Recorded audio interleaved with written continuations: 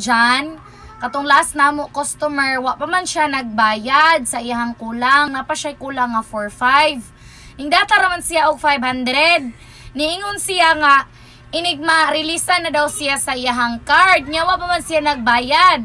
Sir Jan, maluoy ka ting bayad na sa among apartment, kailangan na namo og kwarta. Mamalihog mi nga pagbayad na in town, Sir Jan, manawagan mi sa imuha nga magbayad na ka sa imong batal nga 4.5. Kay nga naman, Sir Jan, palayaso na mi diri sa mong apartment, maura ba in town nimong negosyo ning among bilat nga imo pa jung utangon.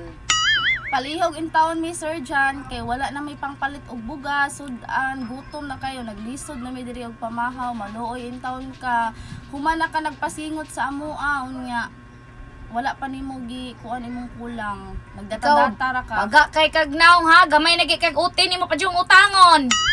Asing ka.